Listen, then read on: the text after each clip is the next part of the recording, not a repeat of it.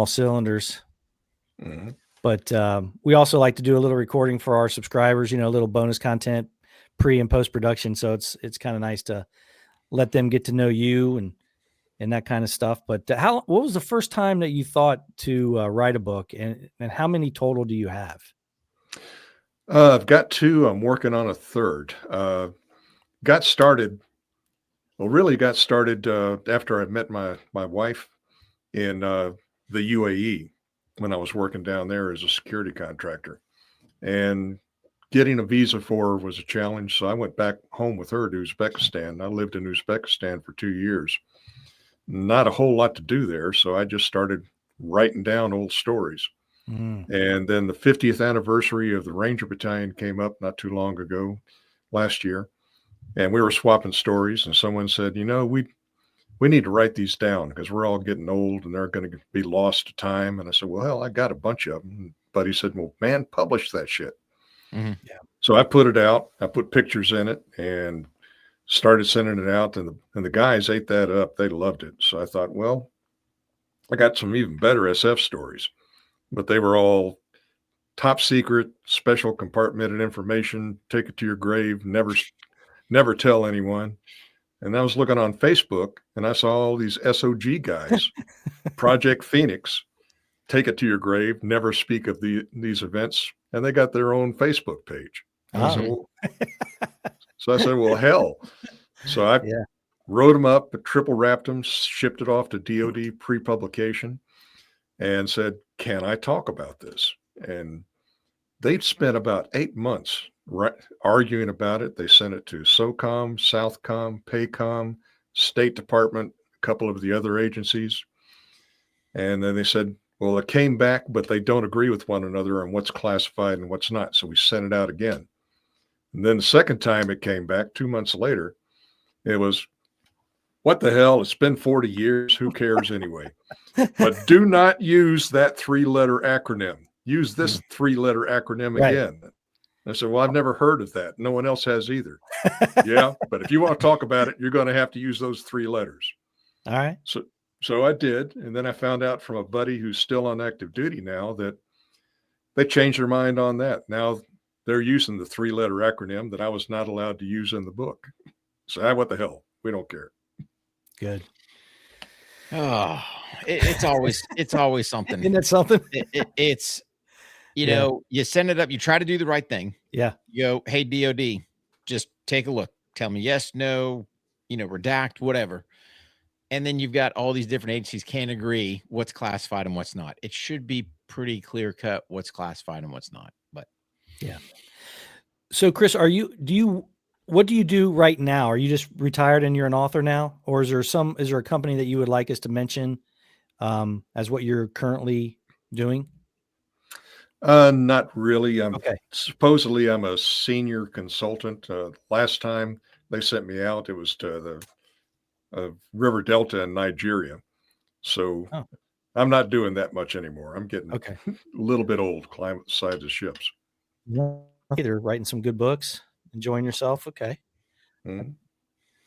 That's not bad. There's worse things to do. Mm-hmm. Yeah, that's a fact.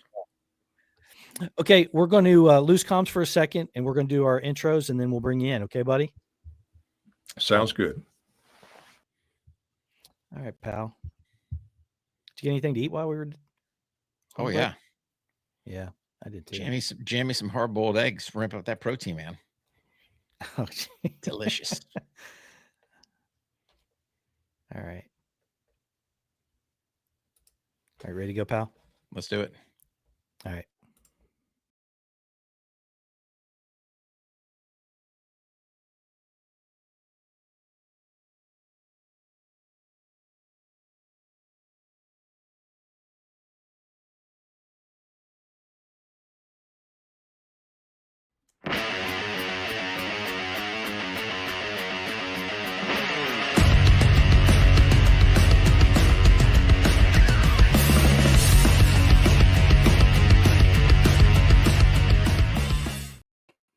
Hello again, everyone, and welcome back to another episode of On the Range Podcast with Hogg Tactical and Kelley Defense.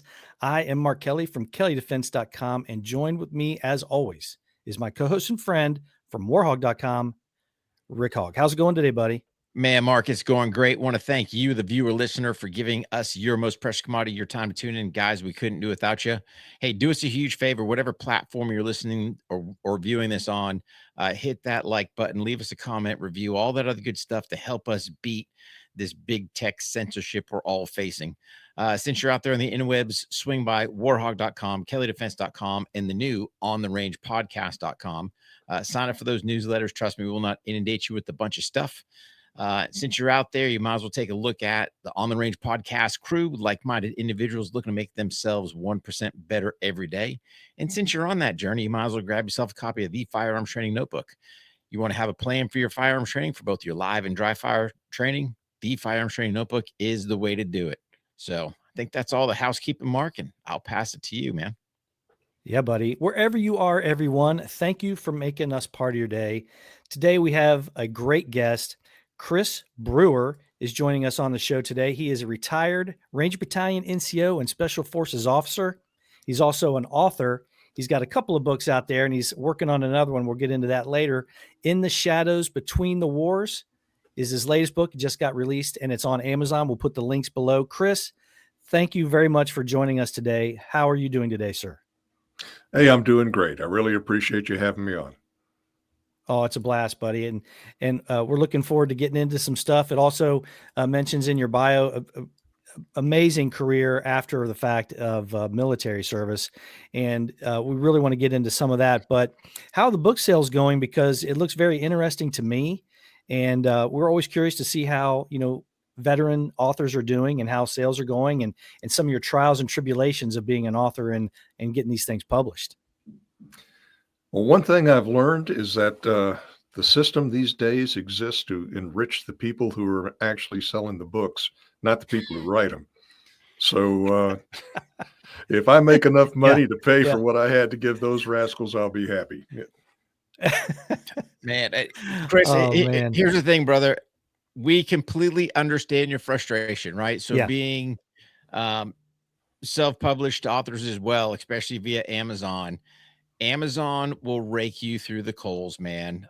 You do all the work and you're sitting there at the end of the day, got a couple pennies in your hand and going, great, thanks, Amazon. You ask them to do some things, hey, can you make this a spiral bound? Because we've had some asks for that. Nope. It's like you're very stuck in their box. But if you're looking to be an author, it is a way to get out there. So we definitely feel your pain with that, my friend. Yeah. But it's okay, because the first book, Old Scroll Ranger, that was a memento for my brothers that were with me in 1974 when the battalion cranked up, and they love it. They got a couple of copies for their kids. That was a real purpose. And the second one, In the Shadows Between the Wars, there's stories in there that nobody knows because they've all been top secret SCI until I got DOD to declassify it. And the guys who are out there, they deserve a little credit for what they did. So we've met the intent to write in the books. Yeah. Could you do us a favor as well as get the listeners and viewers a little bit about your background? What I gave does not do it justice whatsoever. Could you kind of do a rundown of your history with the military and what you're doing now? Yeah, sure. Started out as North Georgia College. It was a military school back then. My dad was in the Army, and we moved every year in the middle of the school year when I was an Army brat. So I was always the new kid in school. Learned about fighting early on, but got the bug to come in on active duty when 1st Ranger Battalion cranked up in 74. So I enlisted. I'd already been in the 20th Special Forces National Guard as a medic. So I had a little bit of prior service, and that's what made me eligible to go over there. So I was a plank holder with 1st Ranger Bat. That's what the first book's about. Went through a couple of different units, wound up out in Italy with 1st to 509th, and went from there up to 1st to 10th with something called platoon confidence training. And that's where I really start to get to know what SF really does with those guys up at Bodtolz. Caught the bug for Special Forces, decided I wanted to go there. Came back to Fort Benning. Sergeant Major told me, buy a house, boy. You'll be here till you're retired. Because Being on Fort Benning, I was going to get selected to be a drill instructor. I was actually a ranger instructor at the time, but I was going to be a DI, and it was a 5-year stabilized tour. And I had 8 years in, so I'd be up around 15 by the time I was free to leave. Nothing took priority but OCS. So I did the ultimate act of betrayal to the NCO Corps, went to OCS and became a mere second lieutenant. Went to 82nd, then had to do degree completion, because as an officer, you got to have a 4-year degree by the time you make captain. And by the time I was 34, I actually got to go to the qualification course at Fort Bragg. At the age of 34, on the class where they decided to start something called selection and assessment. Got through that. Spent a couple of years with 7th Group. Spent a couple of years with 1st Group out in Okinawa. Retired in 97. Worked as a consultant, as a contractor up in the DC area when 9/11 was going on. I was telling everybody about terrorism and how it works and getting laughed at. Then 9/11 happened and everyone stopped laughing. And got to do red team exercises. I put a red team together and we tested security at bases for a few years. Went to Afghanistan for about 5 years in a variety of roles. Head of security for KBR.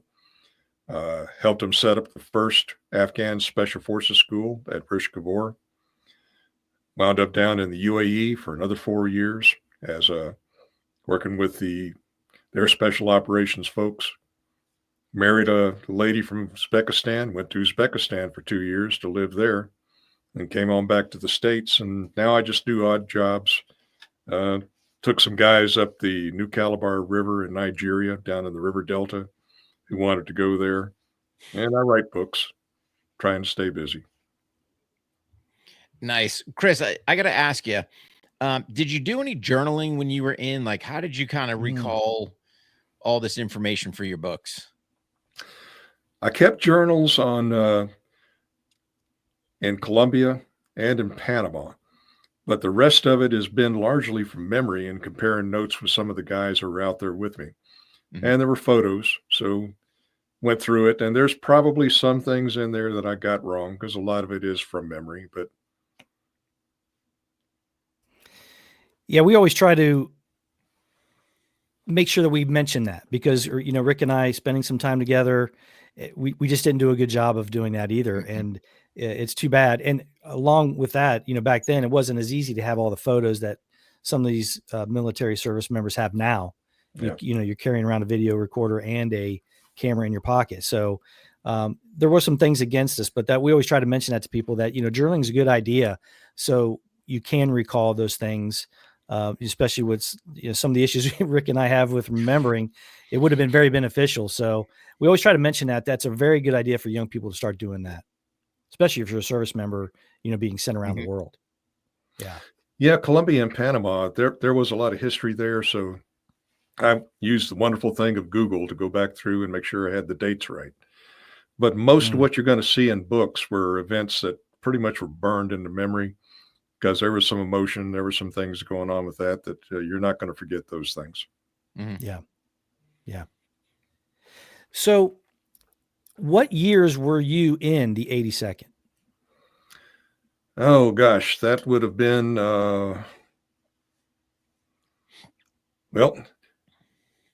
graduated the Q course in 89. So back up a year from there.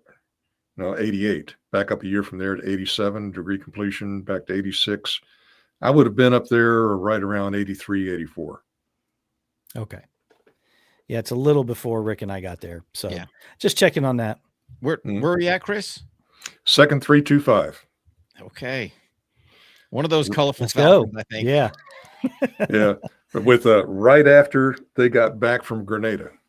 Okay. So I was one of the few guys in the unit who did not have a CIB. All right. Yep. Yeah, we were over at the 05 when we were there. Oh, okay. I had buddies in the 05. Yep. Yeah. Yeah, we knew that feeling from the 04 from Just Cause. Mm-hmm. That was a tough one, that they made sure they let you know. Oh yeah, they most certainly did. Well, Yeah. when they were down at Just Cause, I was in Columbia getting shot at. Mm. Okay. And Oh, then we actually wound up back at Fort Bragg. There's some things in the book. We had to run in with Escobar while we were down there, and everybody was so happy about how that turned out. They let us go home for Christmas. And they were Nice. going to fly us through to Tucumán Airport in Panama on the night that 1st Ranger Battalion jumped in on Just Cause. But Mm. they blew up the police headquarters, so we got delayed 24 hours. And then we wound up coming back to Bragg, lined up down at Green Ramp, and the folks in Columbia Mill Group called up there and said, "Oh, hell no. Those guys are working down here. We want them back." So they couldn't go to Just Cause, went back to Columbia, finally got back to Bragg about the time everybody was packing up from Just Cause to go back. And they alerted us to go in on a classified mission in Panama. We went 2 weeks later, we were back out on another 6 month, and we were in Panama for 6 months. And our mission was a tripwire. They told us, you go out to all those compounds where we've been shooting people and tell them they're not in the military anymore. They got to take off all their badges. They're now cops, and give them back their guns. And okay, well, what do you want us to do? You want us to teach them how to be cops? So now you can't do that. You're tripwires. So if they're going to try to pull a coup, then we figure they'll kill you first. You'll stop reporting, and we'll know there's trouble. But call us if you can. And yeah, those type of things weren't easy to do back then. Making a phone call from Columbia. No. No, there's a pretty good chapter in the book about that. Yeah. They cut the phone wires. They were knocking down the sat antenna. Mm-hmm. And I got out about 400 guys in the middle of the compound. And they were laughing at me saying, "Gringo, you're a long way from the canal zone." Mm-hmm. And you know how it is. So when you get a situation where you're not going to fight your way out of it, so you got to basically use the mind. Mm-hmm. So I thought, all right, thought about it for a minute. I said, okay. Leaned up to the biggest troublemaker and said, "What month is this?" He kind of looks at me like I'm crazy. He goes, "I don't understand. It's November." I said, "Yeah. What comes after November?" And December, of course. And that kind of made everybody stand back a little bit. So then I said, December, that's when that big guy with the red hat comes down from up north. Some years it's Santa Claus. And some years it's the 82nd Airborne, asshole. Now get back in your barracks, because anything happens to me, this will be a smoking hole in the ground in the morning. Yeah. And they did. They all went back in the barracks. Oh man. Now, were you with the 7th group then? Go ahead, buddy. No, I'm just saying, Chris, were you with the 7th group then? Yeah, I was with 7th group. I was a detachment commander of ODA 745. And then after that encounter, because then the base commander, even though they were trying to spin up a coup, he denied it. But he said, Capitan Brewer, he doesn't want peace. He's still trying to fight a war. Mm-hmm.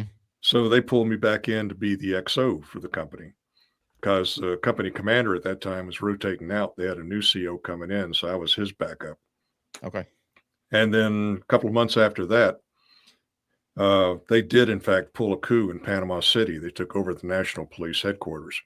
Mm-hmm. And we had 2 of our guys in the building when they went in. But our 2 guys were on the top floor. And I remember we were down there having a meeting because we knew problems were coming. And the radio lit up. It said, Alpha 64, this is Alpha 01. We have a problem. And I got on the radio and said, all right, what's your problem? It says, we have about 150 plus personnel with AK-47s and body armor coming through every door and window on the ground floor. Yep, okay. That qualifies as a problem. And our 2 heroes, they were on the 2nd floor. And when they started coming up the stairs, they pulled their Berettas out and pointed them down the stairs and told them, halt. And those guys down there looked up at them and said, put your guns down or we'll kill you. And there's, no, if you kill Americans, you're going to have a big problem on it. You better think about it. Mm-hmm. And there was a Mexican standoff for about 8 or 9 hours. Wow. And we finally resolved. 3rd Battalion, 7th group was still stationed down there, correct? They were. Yeah, because it was 1st and 2nd Battalion that were back at Bragg, and then 3rd was the forward deployed battalion. Correct. And we were 2nd Battalion, and we had been brought down. And what they did was they split us up. I had 4, me and 3 of my guys were down in David in Cherokee Province, in the big quartel there. Mm-hmm.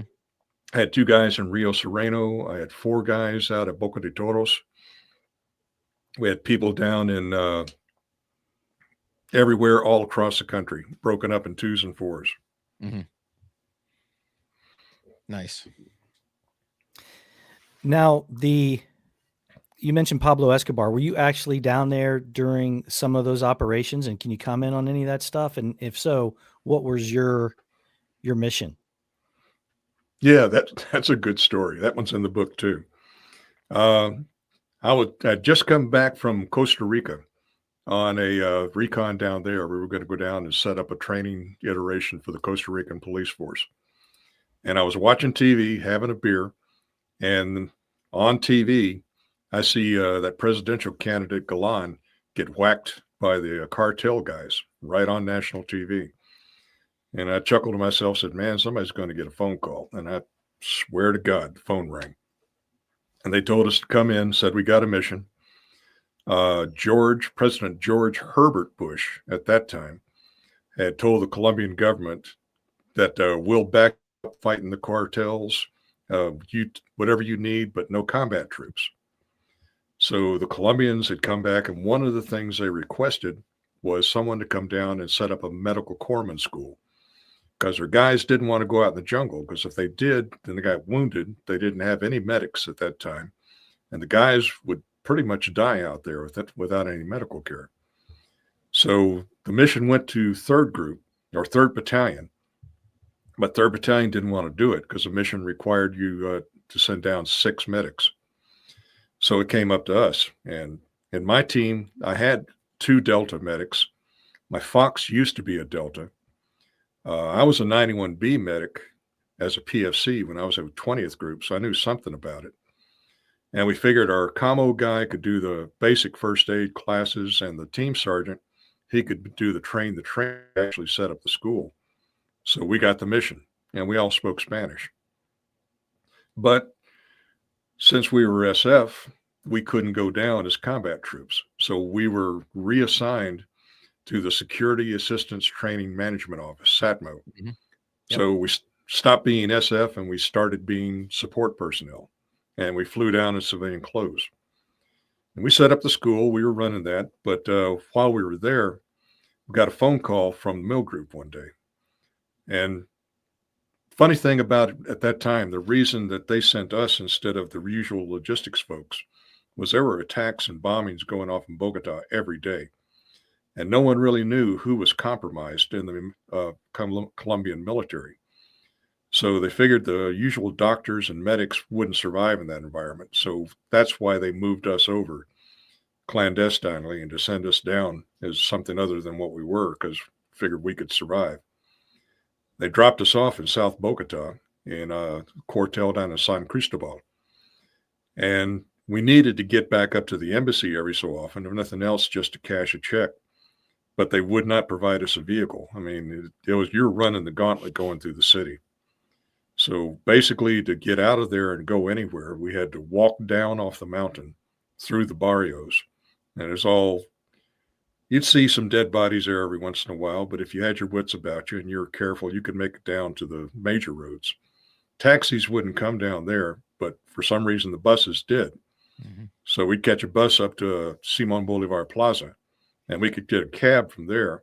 And then we'd sit outside the embassy and surveil it for a while to see what was going on. Then we'd cross the street to go into the embassy. And we got used to moving around the city. We were some of the few gringos that were.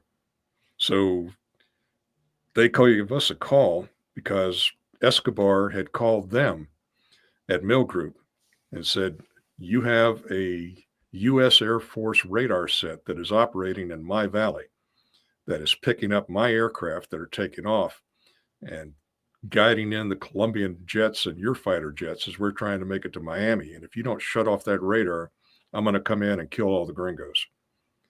Now, that radar was there, that was top secret SCI, but Escobar damn sure knew. And they wanted to bring down more U.S. Air Force security police, but the Colombian government wouldn't let them do it. Said, no, we can't have American combat troops down here. And the president didn't want to do that either. So they called us and said, can you guys just go out there and see what you can do?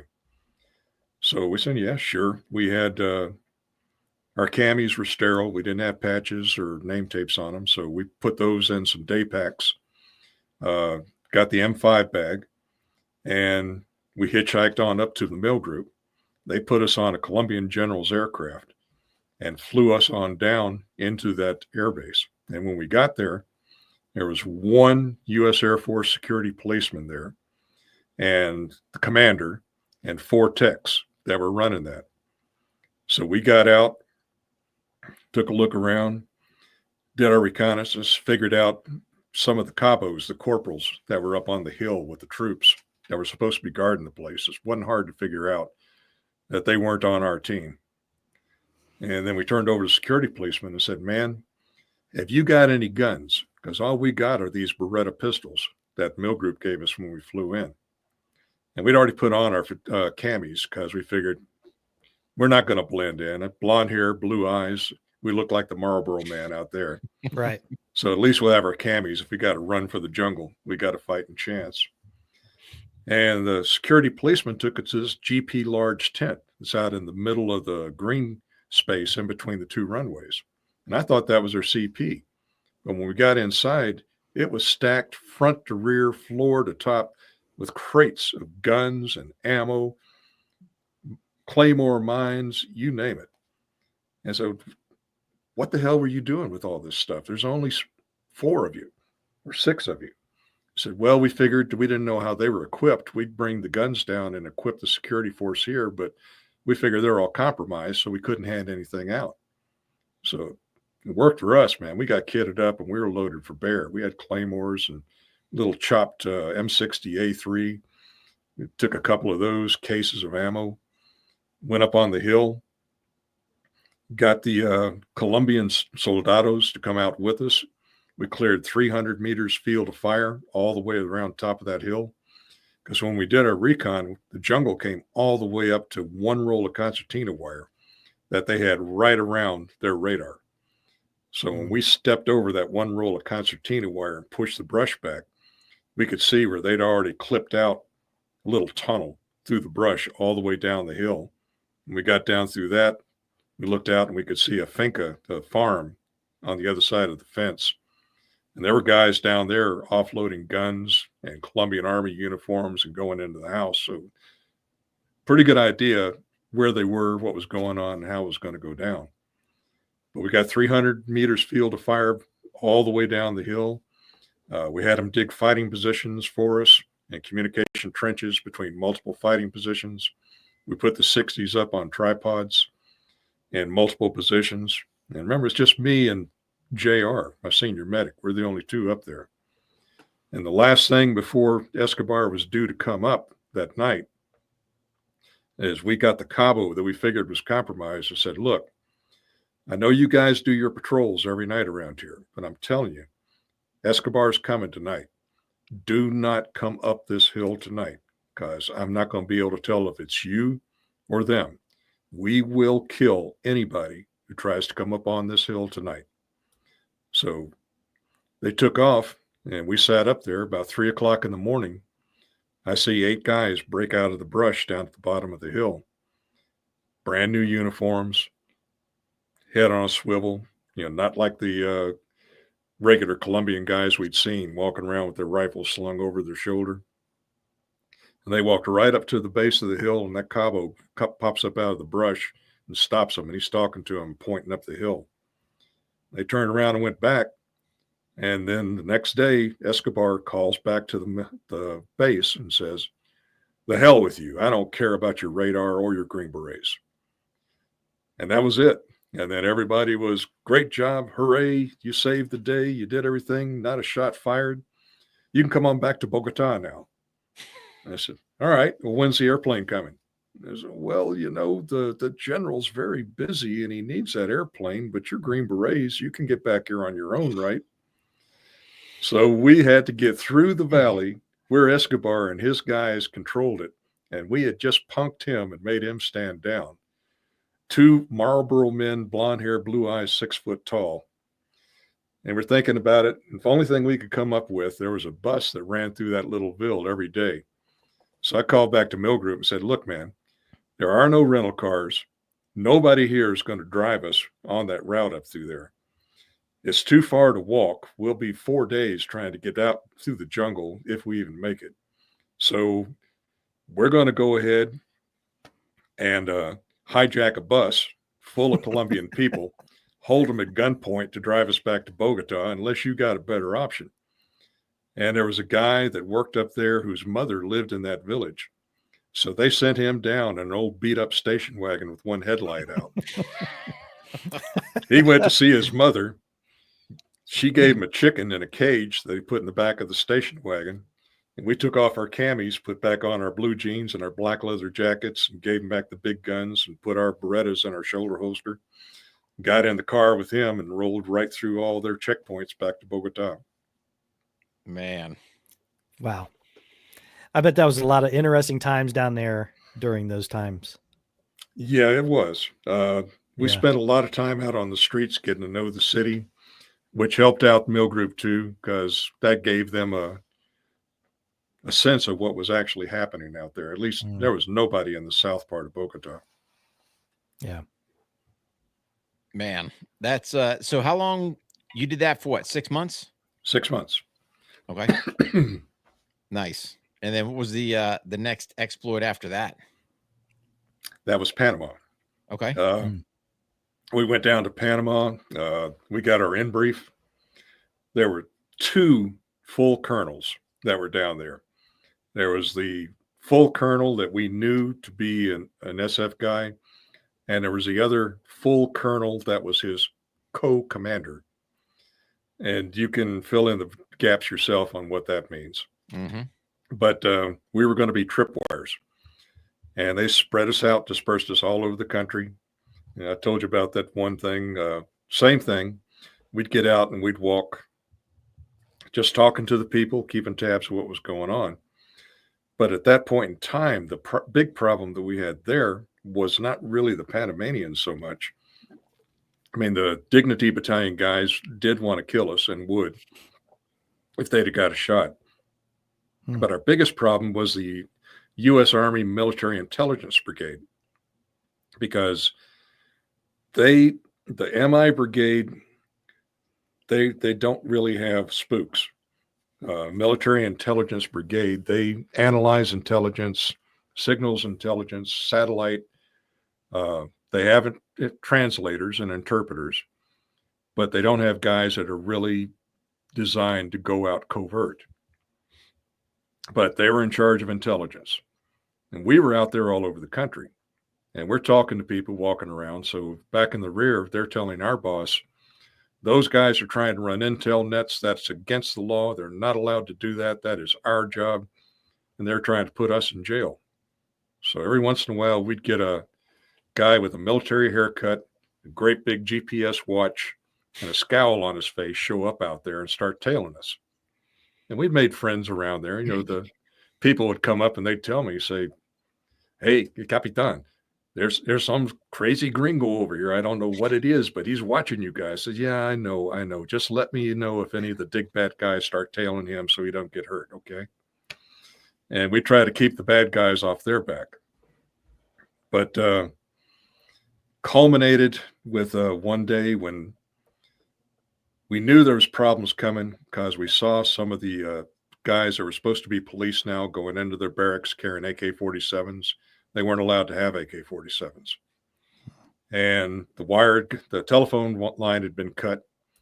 We set our SAT antenna up on the roof and it got knocked off. And when we go out and ask them about it, they say, oh, it must be the wind, but there wasn't any wind.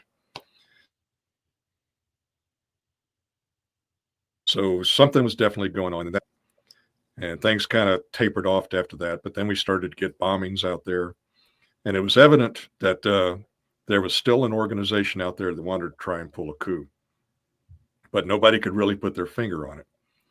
So finally, and it was supposed to be like a 6-month mission. It turned into 7, turned into 8 because they kept extending us. They finally pulled us all back into Amador. So once we were all pulled out of sector, that's when things started going down. And there was a guy that they broke out of jail. And then all of a sudden they started going to quartel, taking guns. All the commanders that were out in the field, we get on the phone and talk to them. They were answering like on the second or third ring, and that wasn't normal. They didn't live inside the compound. And then it ended up with our 2 guys on the second floor. And the way we resolved it was I had a brainstorm. I called Howard Air Force Base and said, "Hey, man, we got a situation. We got 2 guys in a standoff up here. I need a bird in the air. Give me a 130 up and have them come out there about 3,000 feet and start doing left-hand racetracks."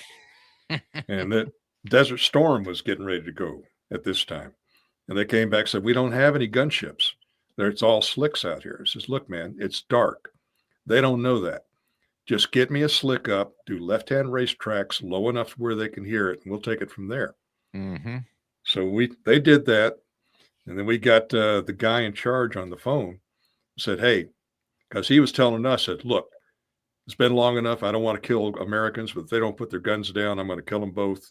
Tell them to surrender." And I said, "Hey, man, stick your head out the window and listen for a minute." He comes back on. "If you have that fucking AC-130 shoot, you're going to kill your guys." And I said, "Yeah, right.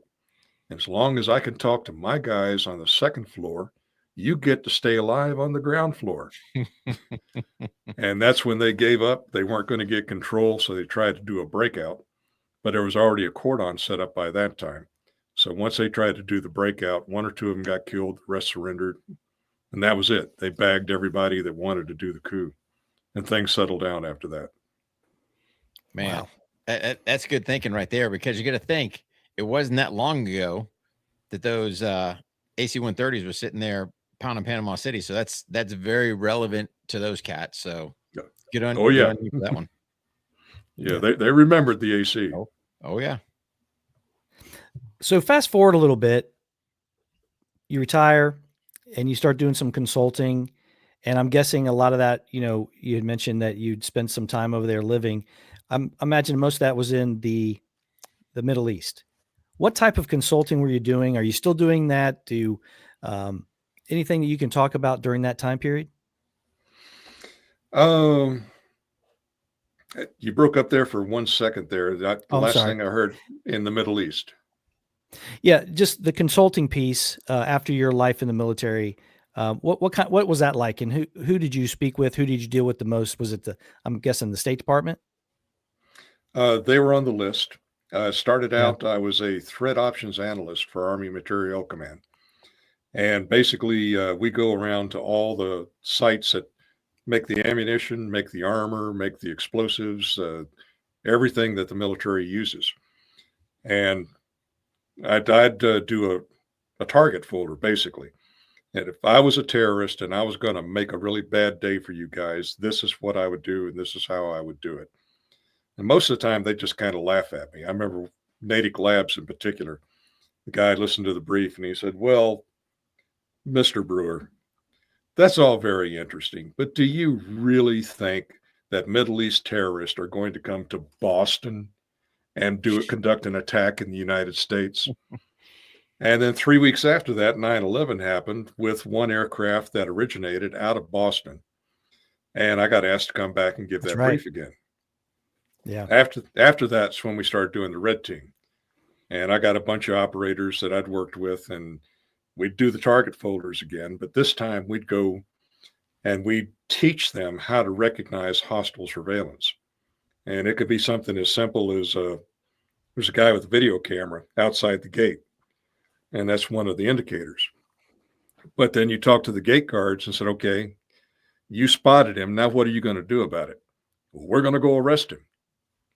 "You're security police on this facility. Do you have jurisdiction to go across the street and arrest this guy who could be just a tourist?" "Well, no." And then we came up with if you see something, say something. and talk to the local police and talk to everybody and get your own information intelligence nets going to protect yourself. We did that for about 2 years. Had a buddy when they went into Afghanistan. Had a buddy went with them with KBR to start building the FOBs and the fire bases. And he did that for a year, and then he called me, and I took over from him. So I was a head of security for KBR for Afghanistan and Uzbekistan and the Republic of Georgia. And basically, I'd go out with the ODAs when they were going to build a fire base, take a look, and we'd figure out what they needed from the KBR guys. And then I'd talk to them about what they needed to do to protect the unarmed contractors. Like, hey, guys, sounds good. We'll get you some bulldozers. We'll get you HESCOs. But you do know we're standing in a minefield right now. And maybe we need to do something about that. And did that for 5 years. Came back. I did work for the State Department as the Regional Strategic Initiatives Coordinator. But as clearance on the military didn't count for them. They wanted a TS done through the State Department. So I really sat on my ass for about a year while they're running their TS. And got to know State Department, and then in getting to know State Department, got to know I really did not want to work for them. So I left, and I went back to Afghanistan, working for the general in charge of support, going back out to the FOBs that I'd helped build to see what was going on out there. And you go to one place, you sit there and you listen to the general get his briefing that from the other general who was out there. There was one out in Farah when they were getting ready to build up Shindan. And he'd say, yes, sir, and we are green on water, and we are green on walls, and we are amber on the hangars for the aircraft, and go this. And the general would turn over and say, Mr. Brewer, I'd like you to take a little trip. And I'd get out and I'd hook rides with whoever was flying, driving, or whatever. And I'd get out to Shindan, go out there and tumbleweeds. An Afghan with a bunch of goats. There's no Americans out there but the ODA that's down there at the south end.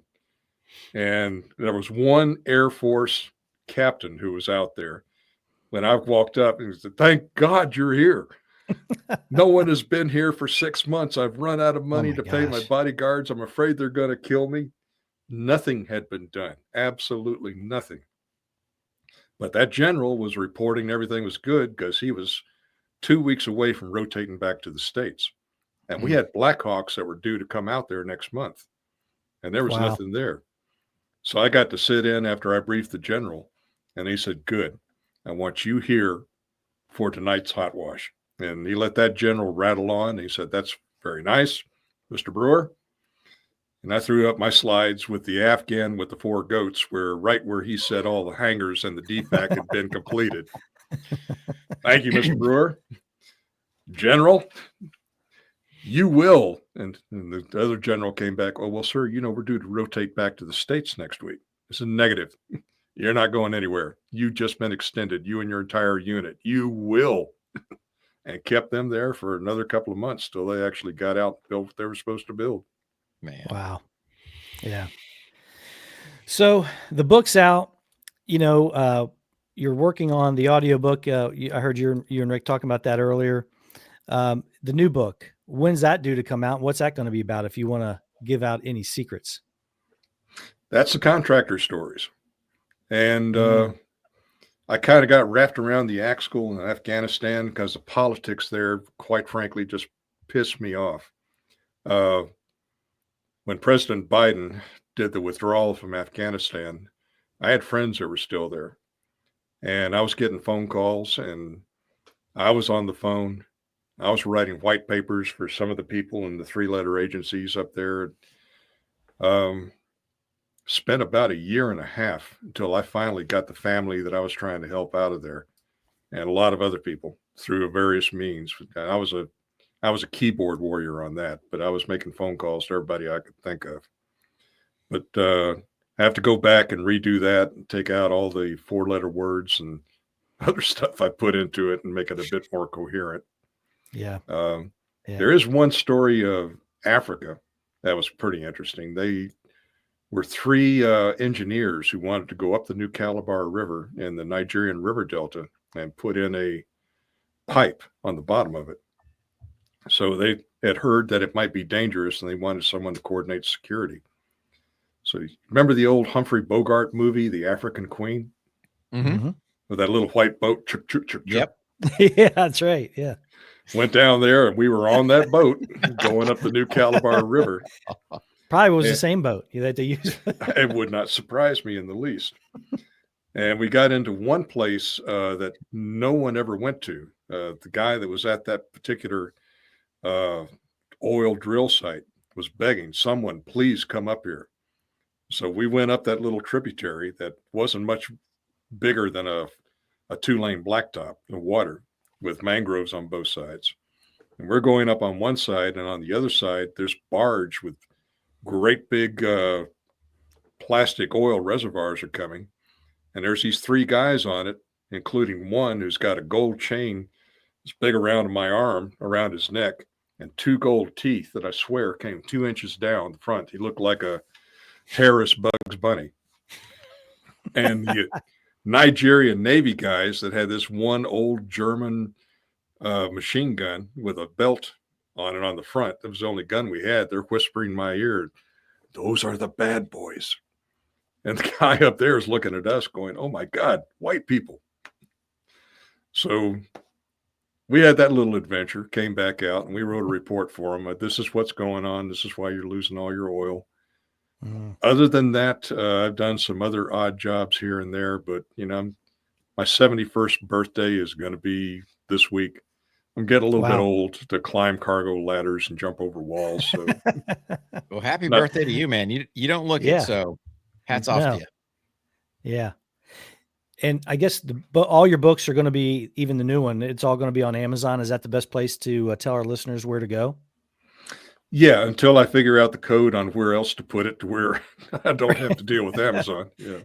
Yeah. As soon as you figure that out, let us know. Make us your first call after that. You got it.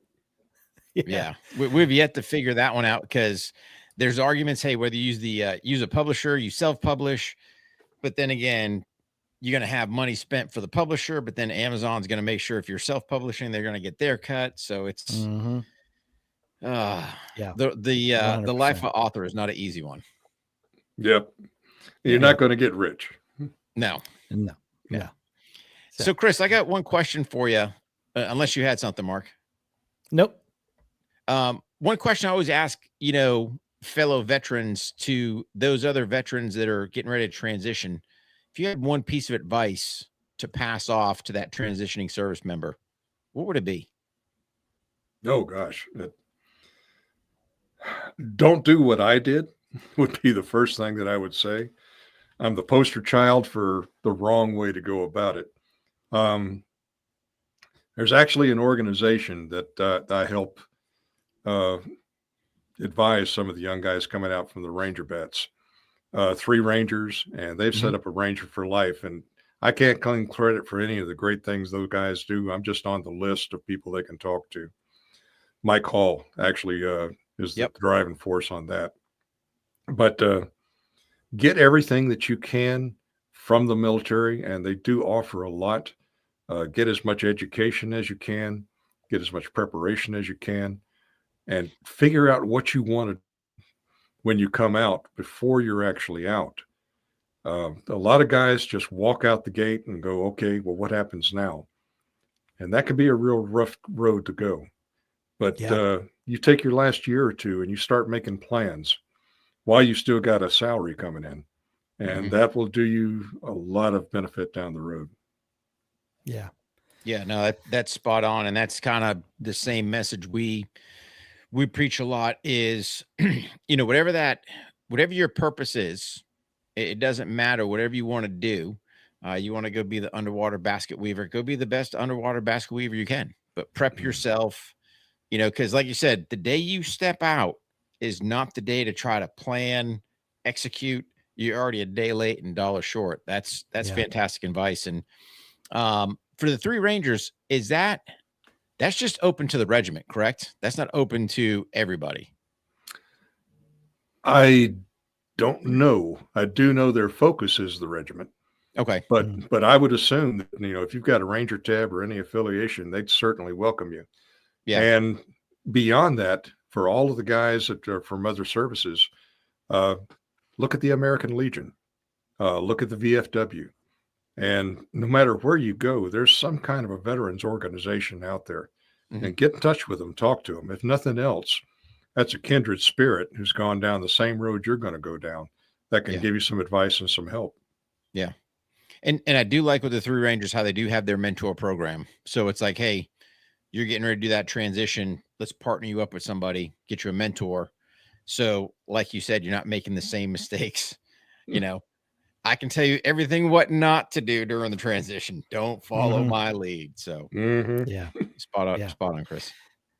Well, Chris, great time having you. And then we'd love to have you come back. So reach back out to us when your next book comes out or anything else you got coming out and you want to jump on the podcast, just reach out to us. We really appreciate it, sir.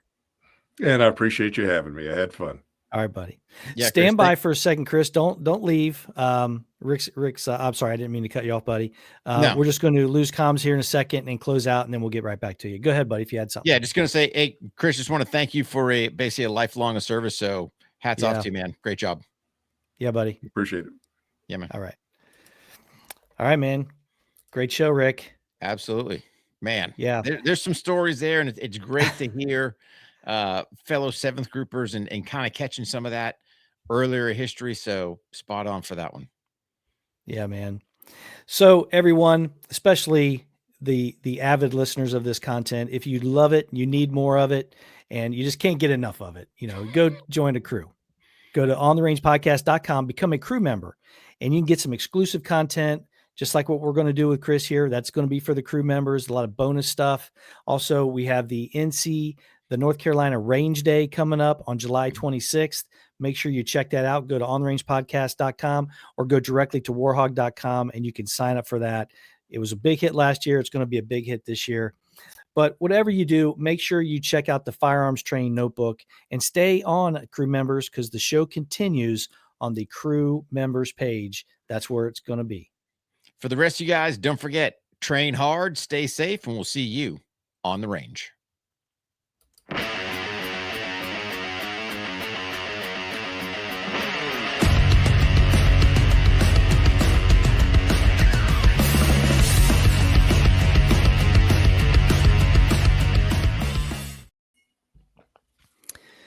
All right. Great job, Chris.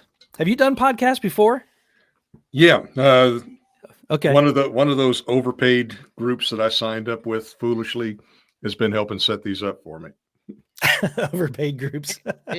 So I'm going to give you a trade secret, veteran to veteran, right? Mm-hmm. So you can pay the overpaid people, whatever, and I don't know what you're paying them. But here's the thing, like for us, we've got, hey, be our guest. You can basically shoot us an email and send a request yourself. And a lot of shows, I don't know how much juice these guys have or what they've gotten for you, but you can do a lot of that yourself. So just food for thought. That's if you want to mess with it, but yeah.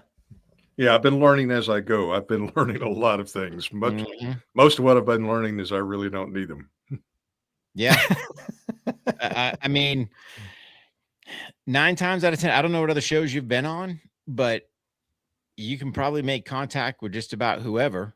I think almost every single podcast that I know of, as long as they've got a website, there's some type of way to submit to be a guest. And then once you kind of do that initial, hey man, here's my bio, here's my stuff, copy and paste, boom, hit the send button and just stand by. Yeah.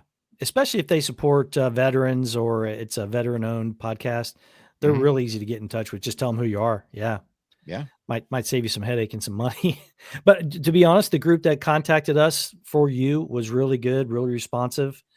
So, yeah. Yeah, it seems like it's all women. And from what I can tell from the accents and they're mostly out of South Africa and New Zealand. Really? And authors on a mission, but man, they want way more money than it's worth, and you're not going to make any money. But what I have learned is you can set up your own deal with, I think it's Ingram Spark Publishers. Yeah, you send them the manuscript, and it's an on-demand. Set up your own website, and then people order your book directly from your website. But then it all comes down to publicity. Yeah, how do you get your name out there and get in front of people? And I think podcast is probably going to be the smartest way to go. But then you got to keep making content. Yeah. And you got to be careful on the social side. And I don't know if you're messing with any of the social platforms. You start posting pictures of downrange with guns and flags are flying off. And next thing you know, they're sitting there, you're getting censored, and it's brutal. Oh, yeah. I just got second book just got banned from Kindle for violating community standards. Of course. And hardcover's still out there, but Kindle won't take it. And Kindle, if I'm not mistaken, is part of Amazon. Yes. So you can get it on Amazon, but you can't get it on Kindle. But see, Amazon doesn't care because they're going to get their cut, right? Yeah. Amazon, we had, heck, within 2 or 3 weeks, and we're a low content, book, but within 2 or 3 weeks, we had a ripoff out there. And then we had to prove to Amazon that we were in the right. I mean, to the title name. The only thing it did is the author by it was like Bobo or whatever is. Yes, Bobo. That's right. Something stupid, right? But now we're having to prove to Amazon. You can't even proof and go, hey, man, we got 2 of the same titles. Let's take a closer look. Nope. So they just care. Bezos just cares. Hey, man, give me the money. Send me the money. Yeah. Money. And I think that's what happened with Kindle, because the first message I got from him was, you wrote a review for your own book. And I had to come back to him and said, well, no, I didn't. I bought a copy of my book just so I could see what it looked like on Kindle, but I didn't write any reviews. And then they came back with, well, you violated community standards with the content. Well, it's been on Kindle for 2 months now. What? So I sent it back to the people I'm working with, and they're sending them emails once a day until they finally come up and give them an answer or roll over and give up. They won't, because it's probably just a standard bot reply. Yeah. That's typically what I see. Like, when I got my IG page hammered, when it got deactivated, it's just bot reply. You violated terms of service. Well, what did I violate? Violated terms of service. It's the same garbage. So, just keep up the good fight, Chris. And like you said, get on as many shows and just get it pushed out there best you can. Yep, that's the plan. Are you on LinkedIn or anything like that? Yeah, I'm on LinkedIn and Facebook. Okay.